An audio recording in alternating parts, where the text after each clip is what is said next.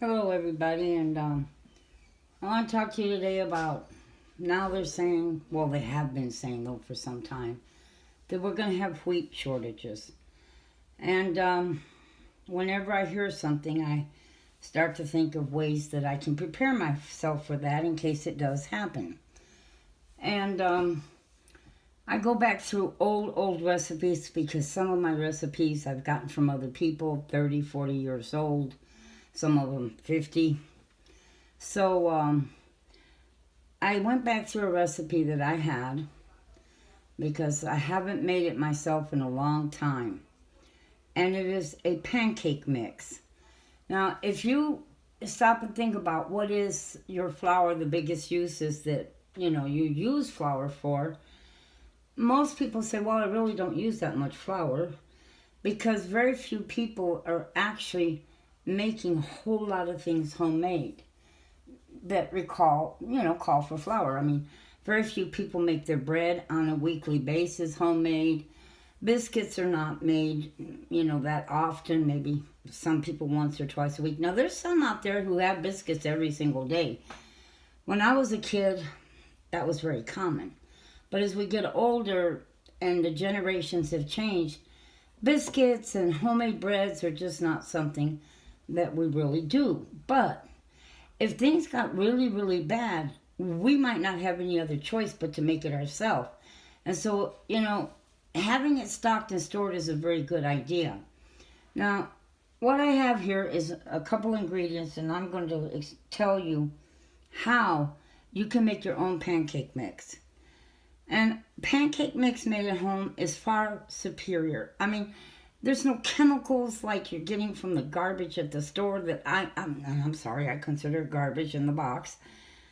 But you can make it yourself, and that way if you have it already stored, you're kind of ahead of the game, and you won't have to use your flour that you have saved, on pancakes.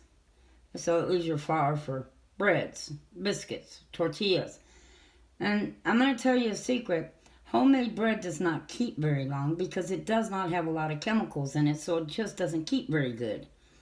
So I go for smaller type breads. I'm going to put up a recipe, and it's going to be for fricassee bread that calls for very little flour, and you can eat it at one meal, basically, and you don't have to worry about it molding on you, and it's easy to make. But for this, the pancake mix calls for 6 cups of flour. It calls for 4 cups of whole wheat flour, but I probably wouldn't do it with whole wheat flour because whole wheat does not last as long as, regular flour. So I would go for 9 cups of just regular flour, 2.5 cups of dried powdered milk, a half cup of sugar, 1/4 cup of baking powder, and it calls for 2 tablespoons of salt, but I wouldn't mix the salt in it. I would wait and then mix a half a teaspoon of salt in when I got ready to make the pancakes. Now, for a batch of pancakes, you need 1.5 cups of the pancake mix that you mix together. You're going to need a very large bowl or pot to mix all this in. Because, 6 cups of white flour, 4 cups of whole wheat, or if you just use all white flour, that's 9 cups. That's a lot of flour. Now back to it. To make the pancakes, you use 1.5 cups of the pancake mix that you mixed up, 2 eggs, 1 cup of water, and the recipe calls for 3 tablespoons of vegetable oil that you stir into it, but I never stir in vegetable oil in my pancake mix. I just never bothered with it. And so I know for a fact it tastes really good, and you don't have to mix in the vegetable oil. So if you're in a pinch, it works anyhow. So if I was you, this is one way to get ahead of the game if it's true that we have a wheat shortage. They're saying we are. They're saying that it's going to happen and that prices are going to go sky high. So this is a way for you to have your pancake mix already made, far better than what you're buying in the box, and store it. That way you don't have to worry about the future and what happens, okay? You've got your pancake mix ahead of the game. All right?